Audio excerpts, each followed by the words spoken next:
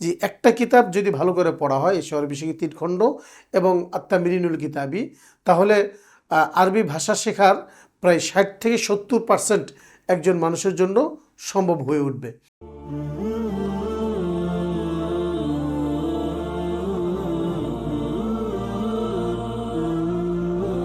আসসালামু আলাইকুম ওয়া রাহমাতুল্লাহি ওয়া বারাকাতুহু।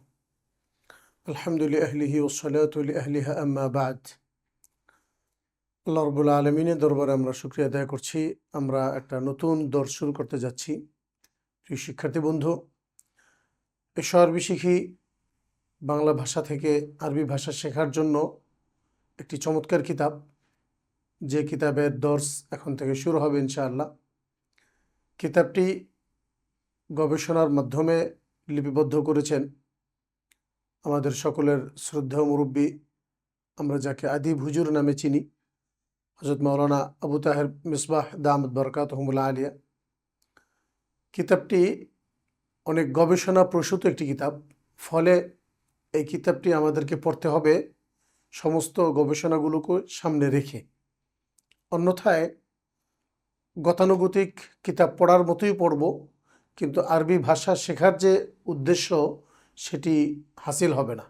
এজন্য প্রিয় শিক্ষার্থী বন্ধুগণ, আমাদের এই দর্স শুরু থেকে এশার আরবি শিখির মোট 3 খণ্ড, আজকে থেকে দর্স শুরু হলো, শেষ পর্যন্ত লাগাতার চলবে।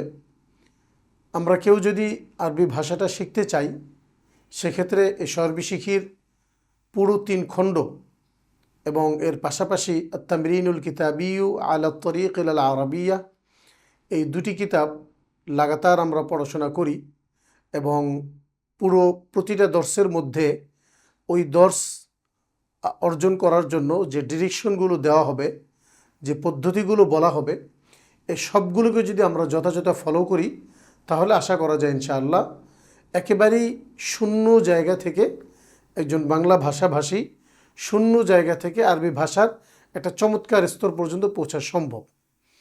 তো এই ক্ষেত্রে আমরা যারা মুসলিম আছি, বিশেষ করে আরবি ভাষা শেখা এটা আমাদের প্রত্যেকের জন্যই গুরুত্বপূর্ণ একটি অধ্যায়।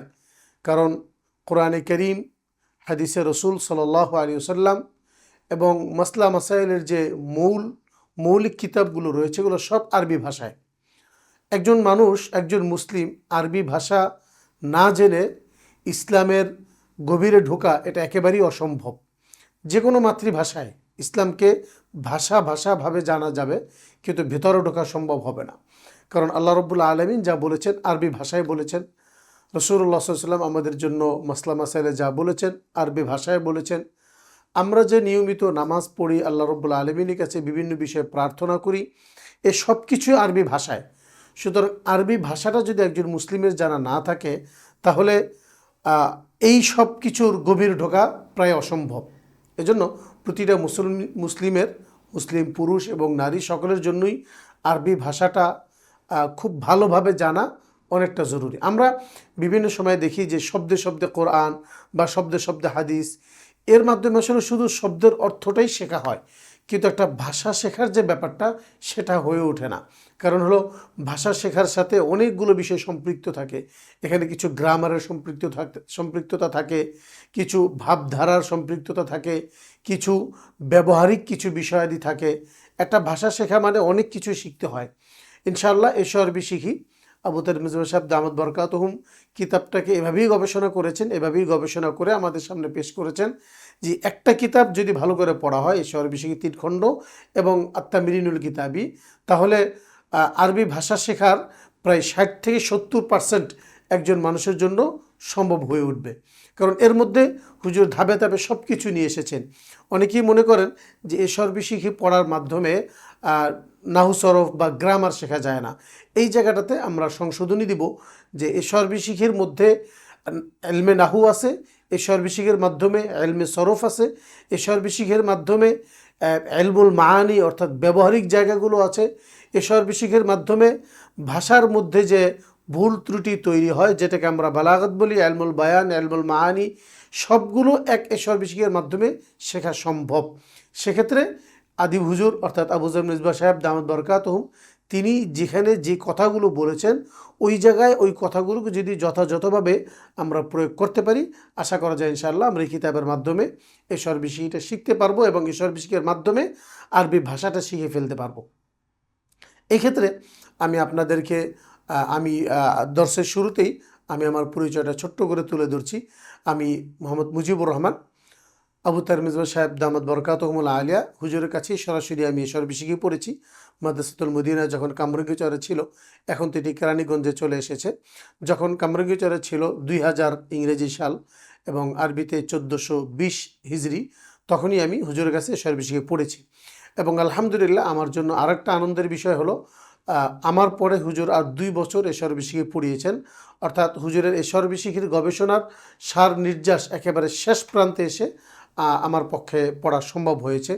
এবং আমাদের দর্শে যতজন ছাত্র ছিল আলহামদুলিল্লাহ আমি সবসময় সামনের বেঞ্চেই বসতাম, ফলে হুজুরের কাছ থেকে সরাসরি এই সর্বশিক্ষি খুব ভালোভাবে নেওয়া আমার পক্ষে সম্ভব হয়েছে। আমাদের এই দীর্ঘ দর্শে আমাদের শিক্ষার্থী বন্ধুদেরকে আমি এমনভাবেই পড়ানোর চেষ্টা করব যেমনটা হুজুর চান। হুজুর এই সর্বশিক্ষির গবেষণাটা হুজুরের ছাত্র জমানার যখন শরহে বেকায় চলে তখন থেকেই হুজুর শুরু করেছেন। অর্থাৎ আমরা যদি হিসাব করি বাংলাদেশের স্বাধীন হওয়ার মাত্র 2-3 বছর পরেই হুজুর এটার গবেষণা শুরু করে দিয়েছিলেন এবং দীর্ঘ গবেষণার পর 2000 সাল অর্থাৎ মাঝে প্রায় 25 বছর বা 26-27 বছর পর আমি হুজুর কাছে সর্বশিক্ষিটা পড়েছি।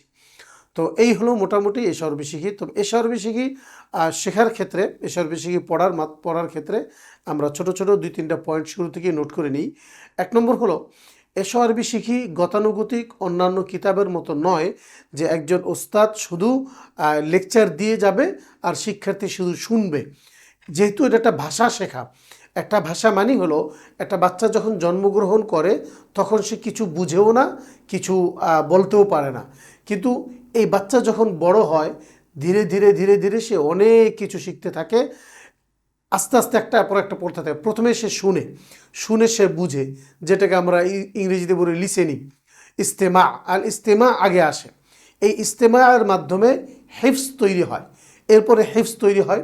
হিফজ যখন তৈরি হয় এরপরে তার ভাবনা তৈরি হয়, ভাবনার পরে সে বলা শুরু করে। বলার মধ্যে তার অনেক ভুল থাকে, এই ভুলগুলো ধীরে ধীরে আস্তে আস্তে শুধরাইতে পারে। এরপরে হলো লেখার স্তরটা আসে। এই সর্বশিক্ষি এমন এক কিতাব, এই কিতাবের মাধ্যমে ভাষা শেখার যে 4টা স্তর, 4টা স্তরই কমপ্লিট হয়ে যাবে। 1 নম্বর হলো শব্দ। একটা ভাষার জন্য শব্দ শেখা অত্যন্ত জরুরি।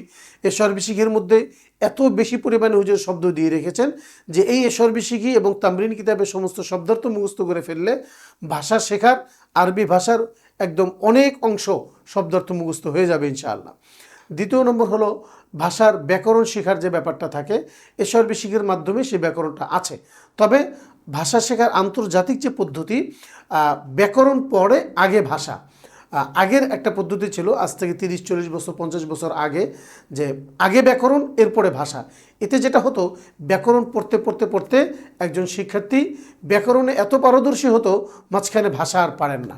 তো একটা ভাষা বাচ্চারা যখন আর বাংলা ভাষা বা মাতৃভাষাটা শিখে বলা শুরু করে তখন কিন্তু তার কাছে কোনো পিছনের কোনো ইতিহাস থাকে না, অর্থাৎ কোনো ব্যাকরণ সে জানে না, এটাতে এই ব্যাকরণে কী হবে, কী ব্যাখ্যা, কী আশয় বিষয় কিছু জানে না।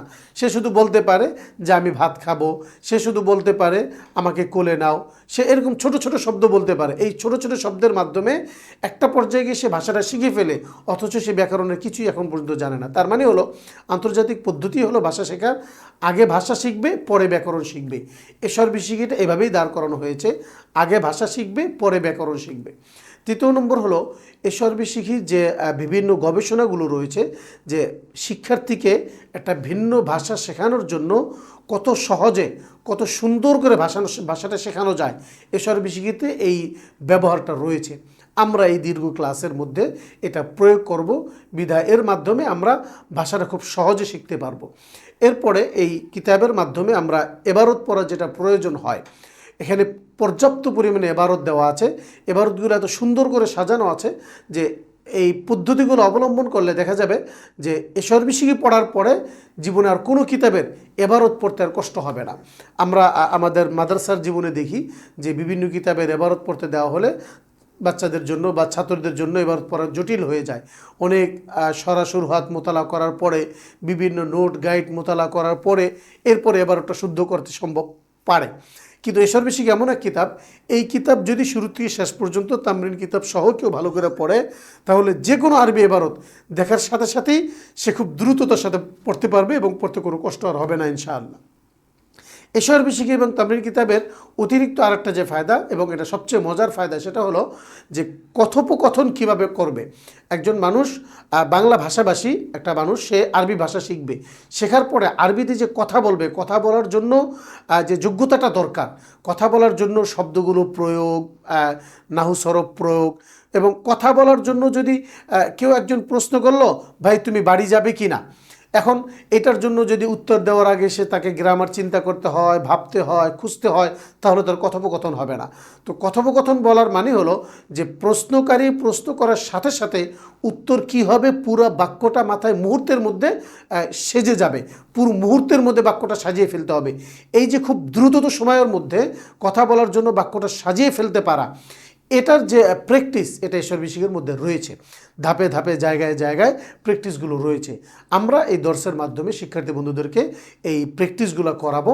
আমাদের বলে দেওয়া পদ্ধতিগুলো অনুসরণ করলে এসর বিশিকের মাধ্যমে আরবিতে কথা বলাও আমাদের পক্ষে সম্ভব হবে।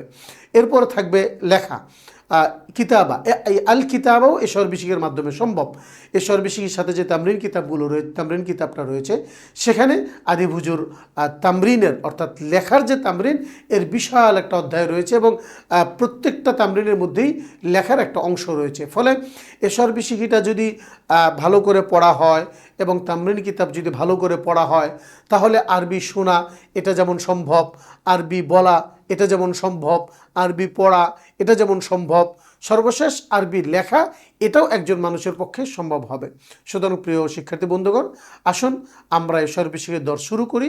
এর মাধ্যমে আরবি ভাষা শেখার যে 4টা স্তর রয়েছে, প্রত্যেকটা স্তরে আমরা আমাদেরকে উন্নীত করে নিই। চলুন আমরা আমাদের দ্বিতীয় দর্স থেকে এসর বিশিকে পড়ানি শুরু করবো ইনশাআল্লাহ।